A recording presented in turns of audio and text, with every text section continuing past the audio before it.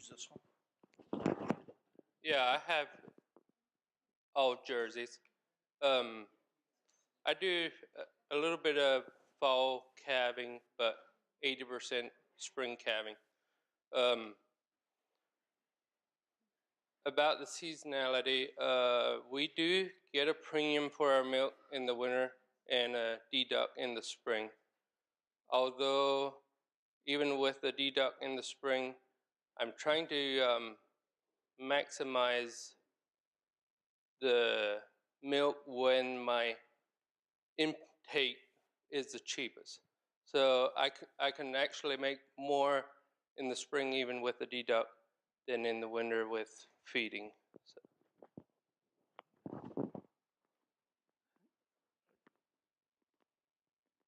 Yes, go ahead. Yeah, the drill that I need to use this. Okay, the drill that we use is a Aitchison drill. It's a New Zealand made drill. It's a tine drill. Instead of disc openers, it's got what they call a Baker boot and a tine. Ours is 6-inch spacing, and as long as you got fairly clean fields, the establishment from that is very good. It does not tolerate any trash, but seedling establishment is probably a day to two faster emergence than on a standard disc opener drill. That would vary with conditions, of course. But. Well, depth control is not a huge issue on that drill because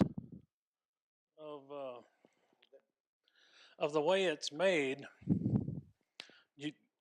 It's the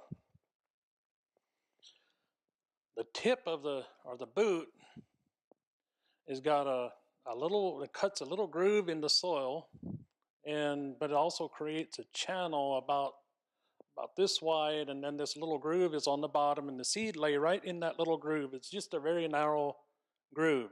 So the seed is laying right on top of undisturbed soil and no compaction because it's the tip just scratches across it. No press wheel. And because it's on a tine, it creates some shatter which covers the seed with about a 1/4 inch of soil, a 1/4 to 1/2 inch. And there's no press wheel, but the seed is actually about 1 inch to 3/4 inch below the actual surface of the soil. So in some situations, if you have a heavy rainfall, you could get the seed buried too deep. I mean, that can happen, but most of the time it works very well.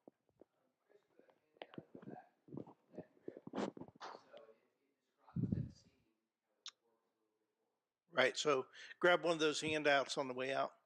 Was there another question? Ray?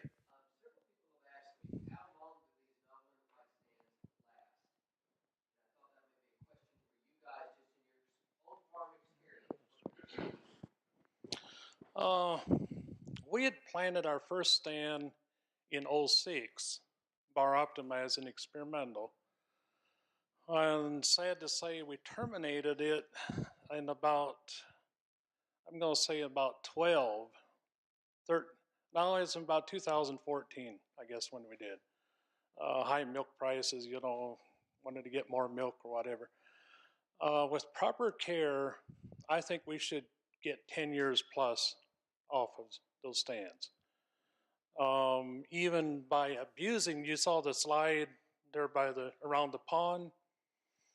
That, I mean, it's thinning, but that stand is 7 or 8 years old, and that wasn't took care of at all. So I think, I mean,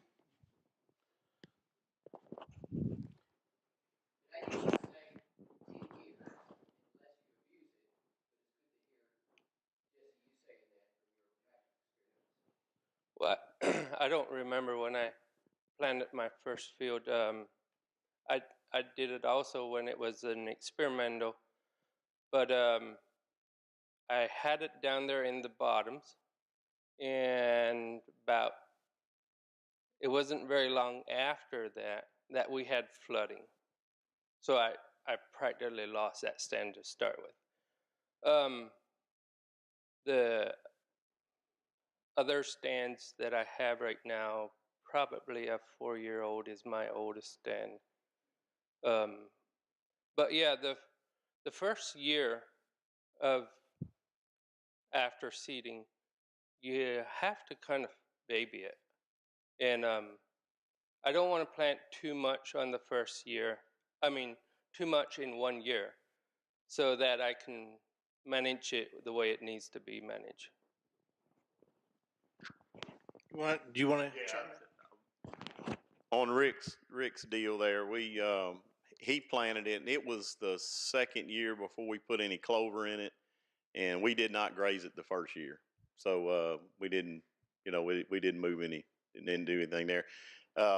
I mean, it's a 10-year-old stand. It probably doesn't, honestly, other than probably abusing and overgrazing some on the other farm, we don't rotate over there like we should, because he just doesn't do it. I'm not criticizing him, but we do a little more continuous grazing over there. It's a very extensive rotation, so it could actually be managed a little better than what we're doing. I think it's holding up pretty good, So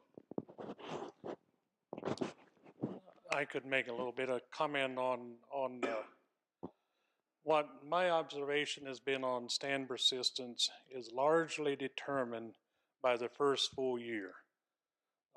What you do that first full year, I think, has more bearing on how long that stand's going to last than about anything else. So. one last thing, and y'all can help answer this with your experience. The first year he did have a panicum that came. That was crop ground, and he converted it to pasture.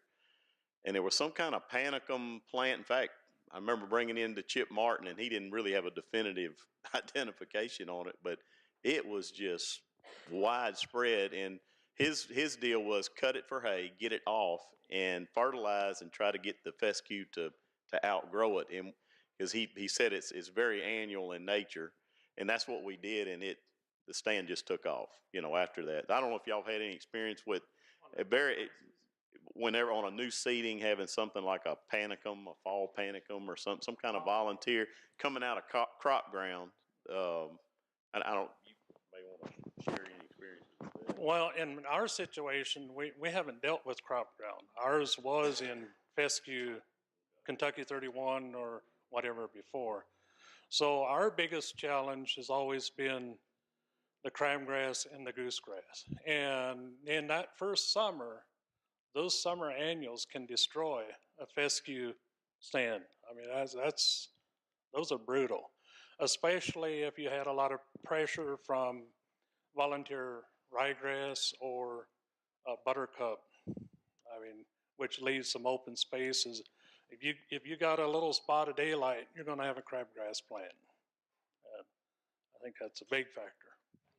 Now the herbicide called Prowl H2O is labeled for hay and pasture stands. So once you've got your stand up, once it's a good tall, you can use So thickening a stand up like on an annual basis. I personally have not.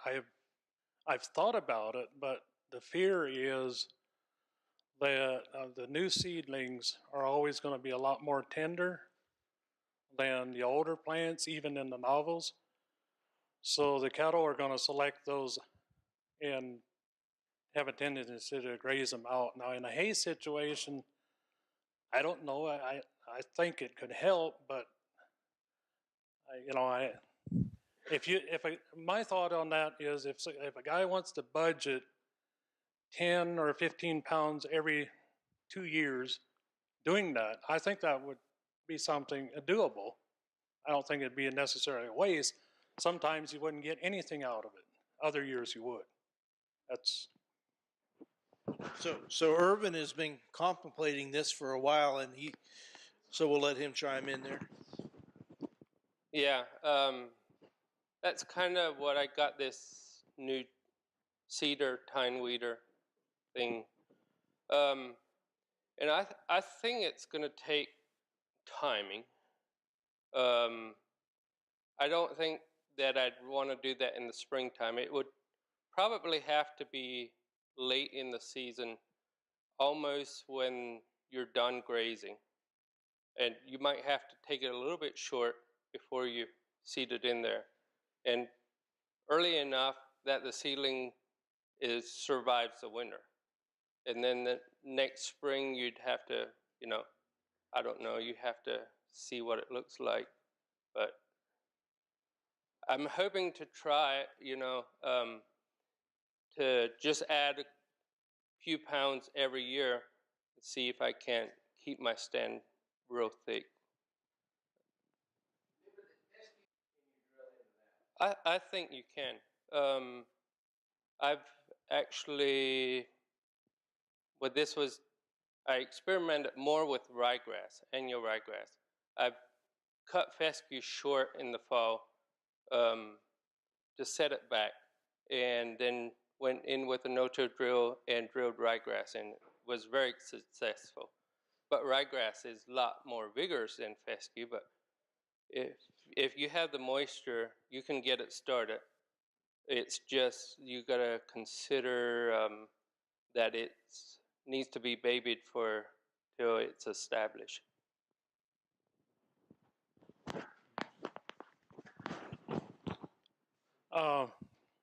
I think you need to look at, is it across the whole field or is it just an area? If it's just an area that's thin, then I would probably consider drilling into it and maybe managing it a little bit different.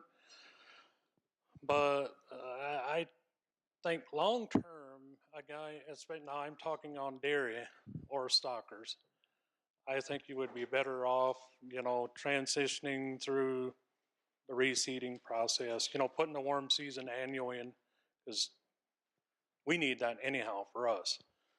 Beef cow would be a little bit different, I suppose.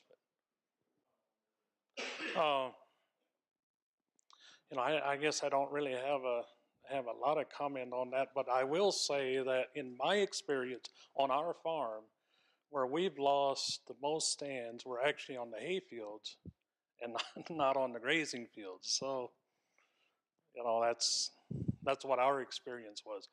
One of them is weather. One of them that I remember was weather related, and I had probably had a little bit too much fertility on the field, and the stuff.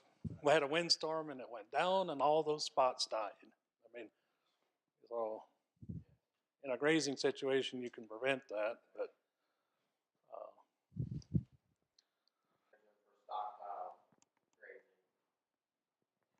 I mean, I don't think I'm qualified to answer that because I've never really tested Rick's, under that his max Q.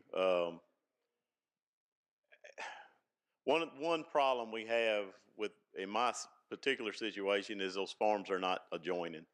If all of that 50 acres was adjoining, we could manage and rotate like we're not going to move cattle. Like right now, I could probably start grazing Rick's in 2 weeks. I could bring the whole herd. If it was contiguous to this other farm, we could start our rotation there because that's the last place we've been. I don't know. I guess if, like I said at the end, if I had 50 acres of all novel endophyte, I don't know if I would test it real hard in that December through February period like I've done the other. So I don't know. I mean, I just don't know if we can answer that question yet. And it doesn't help cow-calf people because, our fall calvers are going to need that fescue November through January. Spring calvers, I'm all about feeding hay in the fall and really grazing more January through March. I think we use stockpile fescue at the wrong time for spring calvers in general. But I don't know if our novel endophytes can handle that or not. I don't know. At least in our environment, we had a 5-year study where that was our specific goal, was the grazing part. It started out season. So we grazed 5 years and we had no difference between the toxic and the novel with the endophyte free starting to go out. So it's So it did, you're saying y'all's research, it did hold up? Held up very well. Oh, good, that's good. 5 years, and we never pulled animals when it was wet.